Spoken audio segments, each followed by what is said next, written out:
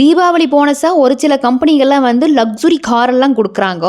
இன்னும் சில கம்பெனிஸ் எல்லாம் வந்து சோன் பப்படி டப்பாவை கொடுத்து இந்தாங்க ஹாப்பி தீபாவளின்னு சொல்லி போட்டு கொடுக்குறாங்க. இதே எப்படித்தானோ அது எப்படி இந்த சோன் பப்படி இனிப்பில் வந்து சேர்ந்து தொலைஞ்சதுன்னா எனக்கும் புரியல. விலை கம்மியாக இருக்கிறதுனால அதை வாங்கி கொடுக்குறாங்கன்னு நினைக்கிறேன். நம் ராஜதந்திரங்கள் அனைத்தும் வீணாகிவிட்டது. ஒரு விஷயம் சொல்கிறேன் கேளுங்க.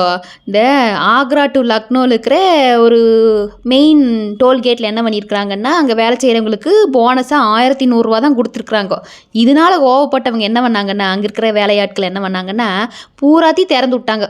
வண்டி வாகனமெல்லாம் நீங்கள் இலவசமாகவே போங்க, டோல்கேட்டெல்லாம் கட்டாதீங்க போங்க அப்படின்னு சொல்லி போட்டு போனதுனால அதனால் லட்சக்கணக்கில் வந்து கவர்மெண்ட்டுக்கு இழப்பீடுங்களாமா. வெறும் 1100 போனஸ் கொடுத்ததுனால லட்சக்கணக்கில் இழப்பீடு பண்ணி கொடுத்துருக்குறாங்க. இந்த வேலையாட்களெல்லாம் பகச்சிக்கூடாதுன்னு நினைக்கிறேன்.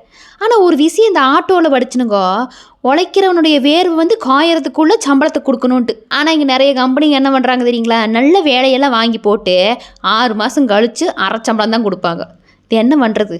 இதனாலேயே வேலை மேலே ஒரு சலிப்பு வந்துடுது. இது எது எப்படியோ நீங்கள் வேலை பார்த்தீங்கன்னா அதுக்கான காசை மட்டும் வாங்க மூடாதீங்க, போய் தொலையுது அப்படின்னு சொல்லி போட்டு உட்காராதீங்க. ஏன்னா அது உங்களுக்கு வர வேண்டிய காசாக்கு. வாங்கி போட்டு அம்மனிக்கு ட்ரீட் கொடுத்துருங்கோ.